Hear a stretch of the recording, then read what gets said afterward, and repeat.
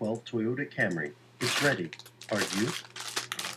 Welcome to Stuff You Should Know from HowStuffWorks.com.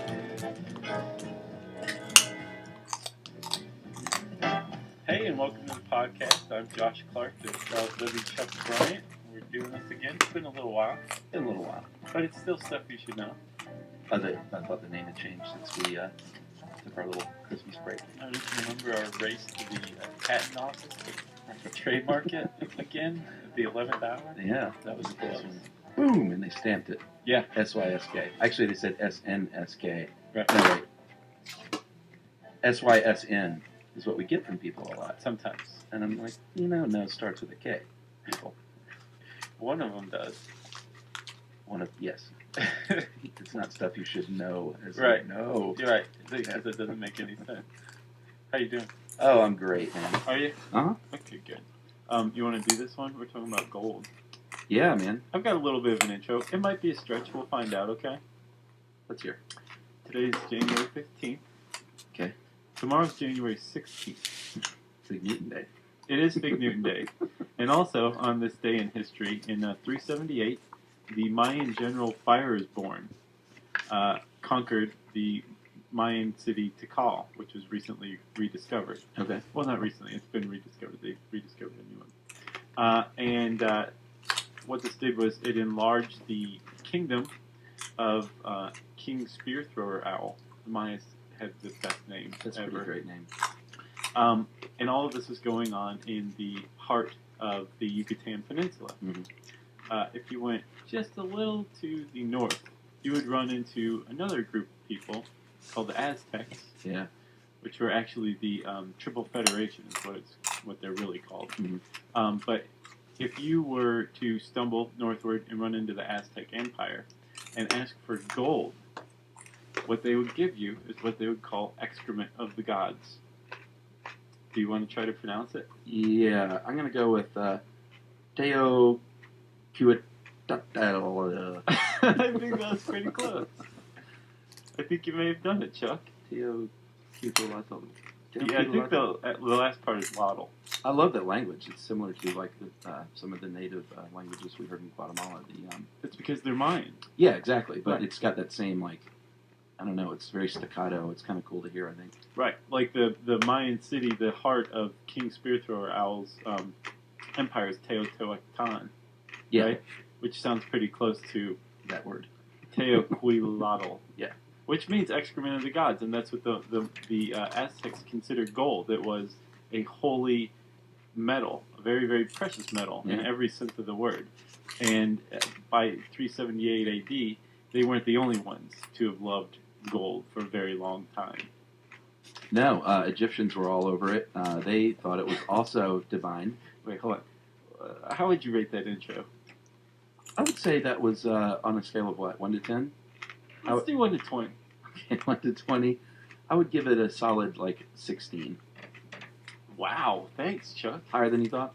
Way higher. I thought I was going to get a 10. That's why I No. extended it to 20. No. So the Egyptians, like I said, they also thought it was divine, of the gods, indestructible, and they called it, I guess, Nub, N-U-B. Mhm. And if you know the African region in Northeast Africa, Nubia. Or if you're a fan of the rap group Brand Nubians, Sure. you would have heard of this. I was actually. Yeah, they were And- good. Yeah, they were. And that name still holds today because of the original Egyptian word for gold.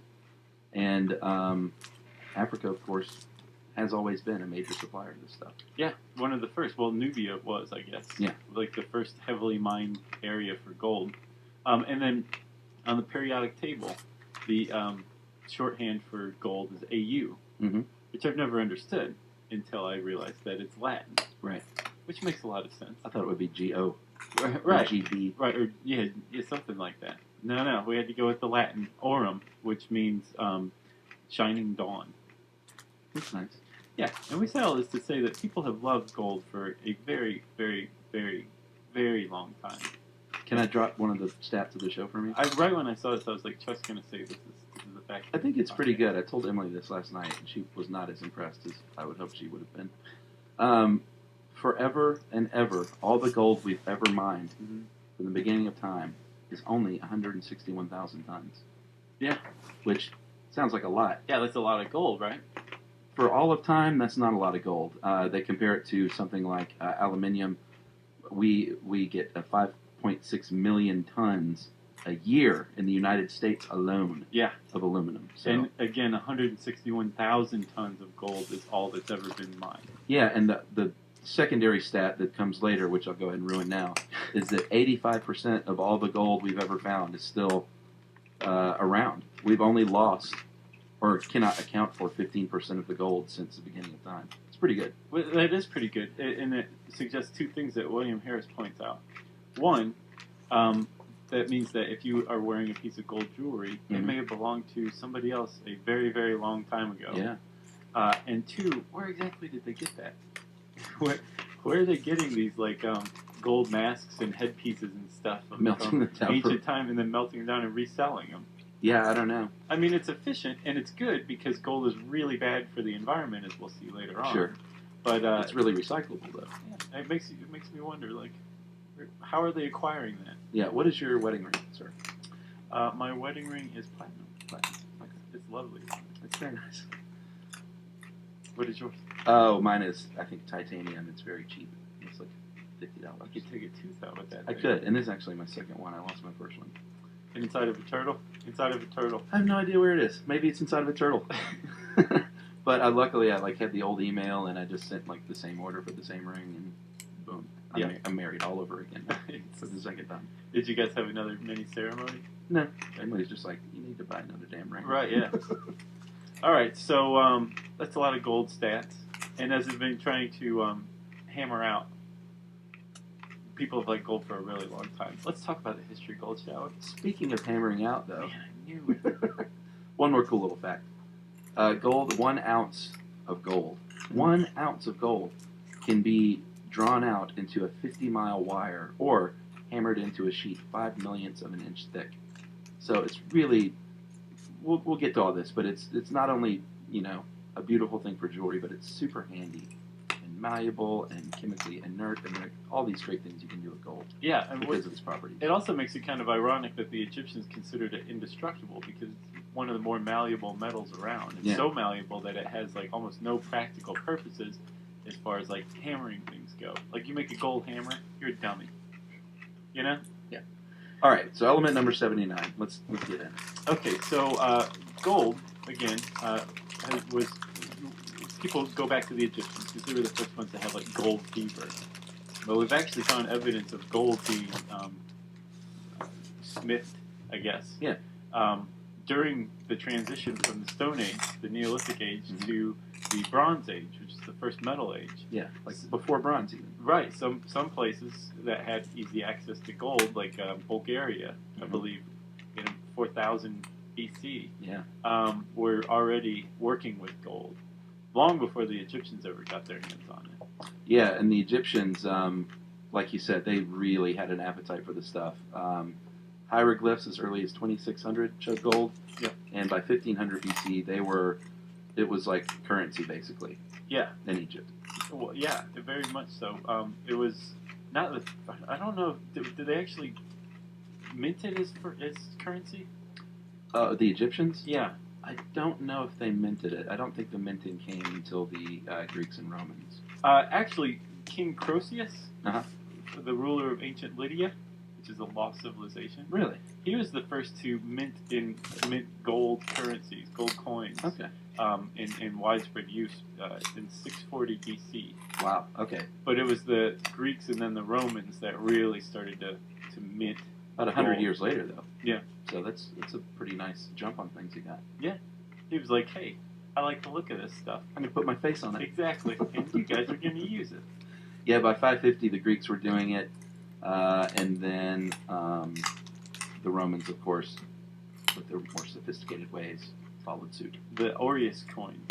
Is that what they were called? Yeah, they produced millions of them. Those are the ones that they find just some farmer in Devonshire in England We'll still find one of will these. dig up a chest filled with these things. Wow, Yeah, because the Romans were everywhere, they were. and they minted a lot of these coins. So as they're doing this, the same thing is going on about the same time in South America, because they have a lot of gold there as well. Yep. and what's it called? The Middle Sikan era. Yeah, I couldn't tell if it was Sikan or Sisan. I bet it's Sisan. Sison. I bet it's not Sisan. AD 900 to 1100, and this is modern day Peru. Yep. There have been a lot of gold artifacts found in that region, so they were using it like crazy. For sure. The Peruvians were crazy about it, the Inca. Like masks, ornaments, chalices, all that good stuff. And their specialty was hammering gold into sheets and like wrapping stuff in it. Oh, really? Like creating gold leaf. Interesting. Yeah, they were pretty good at that kind of thing. And then, there was already a certain amount of gold fever over in Europe. Yeah. I think the English minted their first gold coin in the mid 13th century. All right. The same with the Florentine ducat. Yeah. Those were both about the middle of the 13th century. That was a popular coin. It was. Yeah. Still is. Is it? Among collectors, sure. Oh, that. So there was people in Europe were exposed to gold. They liked gold. They wanted gold. Over in Central and South America, over in Asia, they also had a thing for gold. But the Europeans were one of the first to say, hey, let's see where the edge of the earth is and if there's gold there. And one of the first people to do that was Marco Polo. And strangely, a lot of people hate Christopher Columbus or think he was one of the more evil characters in history. Possibly rightfully so. Yeah. But you can actually trace the infection that Columbus released, literally and metaphorically, back to Marco Polo. Because apparently there's evidence that Marco Polo directly inspired Christopher Columbus to set sail in search of gold. Yeah. Growing up in history class, you always learned about the great explorers, and the more you learn about it, like the real histories as you get older, the more you learn that many times they weren't just sailing upon the shore with like a bouquet of flowers to deliver. Most of the time, I would say. It was usually they were in conquer mode. Yeah. For one reason, to spread Christianity, as the Spaniards really wanted to do. Yeah, that was the cover story. The cover story, but King Ferdinand in 1511 also sent word, quote, while you're there, I added that part. While you're there, then start quote, get gold humanely if you can, but at all hazards, get the gold. Right. So, I mean, that was definitely a charge, and thanks to the Travels of Marco Polo, the book that he wrote, where he talked about palaces of silver and gold, people thought it was just like the streets were lined with this stuff. Right. In the New World. And, I mean, imagine, though, if you were one of the conquistadors who started sailing west, and you ran into the Maya, or the Aztecs, or the Inca, and you saw that they had all this gold, you would think, well, this is all very much true, and this place is gold city. Sure. So let's kill all these people and take their gold. And there was actually a famed gold city, El Dorado. Sure, that's what they're all looking for. Exactly, like everyone was looking for El Dorado. And apparently every time a conquistador would find a significant seam of gold, they found El Dorado. Right. And everybody else would come, and it'd become like a boom area. But of course, it was a mythical city, right? Yeah. It was just like legend.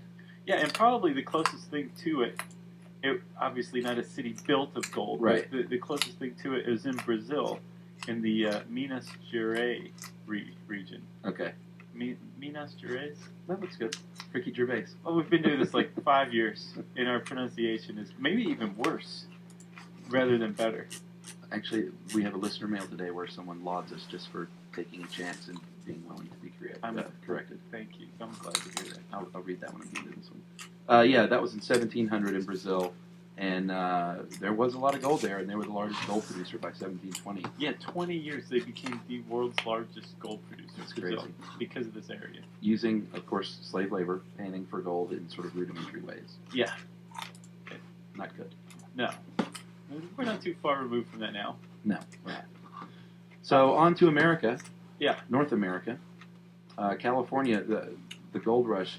Like the point here is that gold has rewritten history and how we form societies because of the search for gold. Yeah, it's like spread people out over the world and intermixed and intermarried and interdid it, and like we have entire groups of people, ethnicities, who are the result of gold. Yeah, the gold rushes. Yeah. California gets a lot of press, obviously, because by the end of the first year of the gold rush, after it was discovered in 1848, 5,000 people were mining there. by the end of the second year, 40,000 people were mining there. But North Carolina actually was the first American gold rush. Yeah, and like you were saying, California gets all the attention. Sure. The San Francisco 49ers are named after the gold rush. Yeah. There was that great Scooby-Doo episode with the miner 49er. Remember him? Yes, I do. Big, scary guy. Uh-huh. Yeah, when you think of gold rush, you think of California. Or I also think of Dahlonega. Yeah, And he was in Georgia. Yeah, the mayor of Dahlonega was the one who said, "There's gold in them dar hills." Oh, really? Yeah, it was the mayor of Dahlonega. I had no idea. His name was Todd something, I think. Have you ever panned up there in Dahlonega? No, huh? Yeah, I did that when I was a kid. Yeah. And, it's fun if you're a little kid. Right, right. You think you're going to find a little gold fleck. And, Exactly, and be rich. yeah, or you can just retire. might find a little gold fleck. And if you do, You won't be rich. yeah, you're going to find it doesn't buy you virtually anything. But you were saying North Carolina doesn't usually get much attention, and that was the first gold rush? Yeah, US? up until the 1830s, in fact, they supplied all of the domestic gold that was coined here at the U.S. Mint in Philly came from North Carolina, or North Kakalaki, as they would call it. Who called it that? You never called it that? Have you ever heard it called that? I have on, there's a Tribe Called Quest song. Oh, really? I can't remember what it is, but somebody calls it North Kakalaka and Compton. Yeah. Check it out. No, I didn't make that up. But I just rapped. You did. You're J-tip. So, yeah, we talked about the gold rushes in the U.S. There was also a big one in Oz. Yeah, we can't leave out our Aussie mates. No, hello, Australia. Yeah, they're like, we got tons of gold. They're like, it's so hot. I watched Mad Max the other day, by the way, all the way through. Yeah. The original. Yeah, that was a good one. It was, and it was, I don't know, Road Warrior got most of the attention because it was bigger and more of an action-adventure, but Mad Max was a really dark, kind of revengey exploitation movie. Yeah. It was really good. Ozploitation. Exploitation. So, was that the one where the guy's in the personal helicopter? Is that Road Warrior or Mad Max? That's Road Warrior. Well, then When they I got a don't little think more I've with seen Mad Max then. It's like, I mean, it was when Mel Gibson was still a cop, and he was, there was this biker gang led by the Toe Cutter. And you know what knows something cool? What? You know Justin, my friend? Yeah. His uncle was the Toe Cutter. In Mad Max? Uh-huh. Wow. His, I can't remember his name now. Uncle, Uncle Toker. I could call him that. That's what it says in his Christmas stocking. Oh, no, he just sends toes every year in a little card. Oh, man, I can't remember his name now. Uncle Toe Cutter. I think that's the better name. Yeah, it's pretty cool. So Australia has this huge gold rush in the, 1850s? Yes, The guy 1850. Edward Hammond Hargraves found gold in New South Wales. Bam, gold rush. Yep. A few years later, South Africa stepped onto the scene. 1868, George Harrison, he uncovered gold in South Africa. Yeah. And how many contributions has that man made to humanity in his 160 years? I mean, he wrote, "Here comes the sun." He discovered gold like 100 years before he was born. Yep. Not 100, but 100 years before he was famous. Right, about the same time, about a full century. But now South Africa is the leading gold producer in the world, Oh, today it is? Uh-huh. Oh, wow. followed by the United States. That And surprises me. in the United States, Nevada is the number one gold producer these days. You mean Nevada? Nevada. All right, so let's talk about how you get gold onto your finger. It's not as easy as you would think, but it's at times rudimentary and at times a little more sophisticated, the whole process. Yeah, and complex to say the least. Yeah. I mean, it really shows how much we want gold. Yeah. It's sort of like fracking in a way, too, the one method. Yeah. All right, so what you got to do, you got to start by prospecting, Mhm. which is the act of looking for gold. Right, and that's what you would call an old grizzled dude with a pack mule up in the hills in California, a prospector. Yeah. That's what you call a geologist who finds gold today, too. They're still called prospectors. And I guess the idea is that what are the prospects for finding gold? I'm sure that's where it came from, right? Maybe. So they're prospectors. That makes a lot of sense. I never thought about that.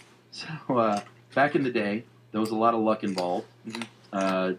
Looking around for it, basically, where you think it might be. These days, it is way more precise. They have equipment that can tell you if there is likely gold there. And then, well, here's the thing, is there's gold everywhere. But it's just not concentrated enough to be worth mining. That's an excellent point. Yeah. In most cases, it's invisible, but it's still present in the soil. Isn't that crazy? Mhm. Invisible gold in dirt and rocks. Or it's in Goldschlager. That's crazy too. It's like they're just throwing it away. Yeah, thrown away, you're drinking it for a premium price. It's crazy. That's gross. That was like a college thing. Oh yeah. Oh, give me Goldschlager. Goldschlager, Jägermeister, anything that sounded like vaguely Germanic. Yeah. That was a college thing. Meisterbrow. Right. So where they find gold in heaviest concentration is when they will say, all right, you know what, it's worth setting up a mining operation here. There may be other metals there, like silver, which is great. Yeah, a lot of times gold is combined with silver in an ore. Which I'm sure you're just like, okay, Great. that's fine with me. That's twice the value. Right. Well, not twice the value, but 1 3/4 times the value. no, we could figure it out. So they drill down to obtain samples, analyze it, see if there's enough gold. If there is, they're going to set up a mining operation. Right. If there's not, they're going to move on and look at another place that they think they might have a lot of gold. And then depending on how the gold is present in the area, there's basically two ways. One is the lode deposit, which is it's combined with rock or ore, and it can be at the surface or underground. Yes. And with a lode deposit, basically you just want to blow things up when you Yeah. find gold like that.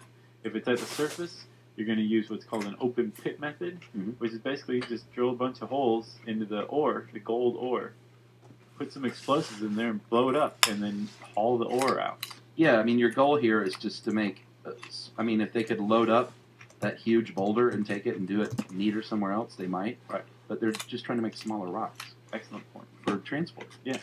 And then if it's underground, if the load is underground, they'll dig a shaft down to it and add it. Yeah. You go down to it, and it's a big shaft. I'm sure. They go down to it and drill holes all the way through that ore rock. Yeah. And those holes are called stopes. Then they pack those full of explosives and blow it up. So it's basically like the open pit method, but underground. Because then they just truck that ore out Yeah. and off to the extractor. That's right. If you're in Dahlonega, Georgia, or maybe at a river in Utah, Why not? Why not give a Utah shout out? you might look for something called a placer deposit, and that is when you find the loose gold in a stream bed, you know, the little flakes or the little chunks or the little nuggets in a mountain stream or a beach. And this is where you would pan, and you scoop it up in a pan, Mhm. and you shake it, and the Use gold. a lot of water. Yeah, a lot of water, because gold is more dense, so it's going to sink and collect at the bottom. Mhm. There'll be a little screen that separates everything, and then you got a little bit of gold. Yeah. Hopefully. And then the sixth graders are all very happy. That's right. Or, I imagine if you were a prospector in California back in the day, you could do quite well as a panner. Yeah, you'd look around and be like, it's mine. Yeah. It's my gold. All right, so then you have to extract it. That's the next step. Right, so you've got all these big rocks that you've blown up. I guess this is mostly the first couple steps are from load deposits. You have a bunch Yeah. of rocks. You put them on a conveyor belt, and they go into a machine that's appropriately called the crusher, Mhm. which breaks the ore into gravel. Yeah. Then you take that gravel and you put them into drums with a bunch of little steel balls. Yep. Spin it around real quick, and the steel balls collide with that gravel, and they turn it into basically like a powder. Yeah. You add water to that powder, you form a slurry. Add cyanide to that slurry, and expose it to oxygen, and all of a sudden, you're starting to extract gold from ore. Yeah, the pulp basically, the gold in the pulp dissolves with that chemical reaction, the cyanide and O2. Yeah. And throw a little carbon in there, like tiny little carbon grains. Sure. And the gold is going to adhere to it. They like each other very much, Mhm. so they're going to get together and party for a little while. Then you filter that, and you have gold-bearing carbon at this point. Still not pure gold. Right. So it's gold with carbon. Then you move that to something called a stripping vessel. They put another solution, a caustic solution, to separate the gold from the carbon. Right. Have more filters to filter out the carbon. And so now you have a gold-bearing solution, but you're still not done. No, and this is my favorite part. Yeah, this is pretty cool. It's called electrowinning, Yeah. which thank God Charlie Sheen never heard of this. Yeah. Because this whole thing would be even more annoying. But you put gold into a cell with positive and negative terminals. Uh-huh. Pass an electrical current over it, and the gold separates from the carbon solution, Yeah. or the gold-bearing solution, and is attracted to the negative terminal. So much so that I get the impression that it basically becomes embedded in the negative terminal. Yeah, I kind of wondered, because the next step is to actually melt that negative terminal along with the gold. Right, and then you begin to separate the two. Basically, you pour off the negative terminal metal, maybe steel or something like that. It's called smelting, by the way. Right, exactly. So when you smelt, and I thought smelt was just melting. Yeah, I'm me like, too. why'd they add the S? Because it's not melting, it's smelting. Exactly. So when you pour off the steel, I guess maybe that comes off first, and then what you have left is relatively impure gold, but as close as you're going to get it in the extracting process. You pour that into bars called doré bars. Yeah. And then you ship them off to the refiner. Yeah, and that's not the bar that you will see in Die Hard 3. This is a more impure doré bar. Right. Sure, still nice to have one. Yeah, I'm sure you can be like, look at me. Right.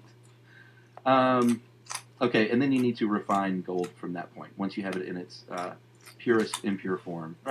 So imagine the process that we just went through. It was like, add this, subtract this, remove that, but add this, and then like the gold adhere to this, and let's burn the whole thing up until it gets melty. Yeah. And it's still impure. It still has to be refined.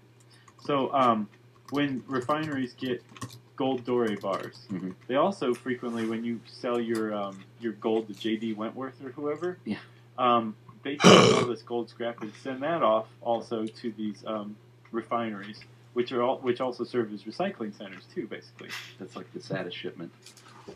Yeah, It's just full of people's like lost hopes and dreams and memories, wedding rings and gold bracelets, anniversary bracelets, Yeah.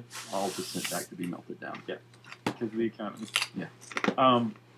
So when they throw all this into the same pot, they add a little bit of soda ash, a little bit of borax, and honestly, what can't borax do?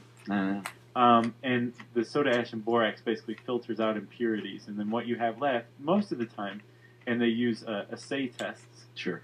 to figure out the purity, but you have about 99.9% pure gold, and that's usually what they stamp on the bar that they pour, and those bars are called ingots.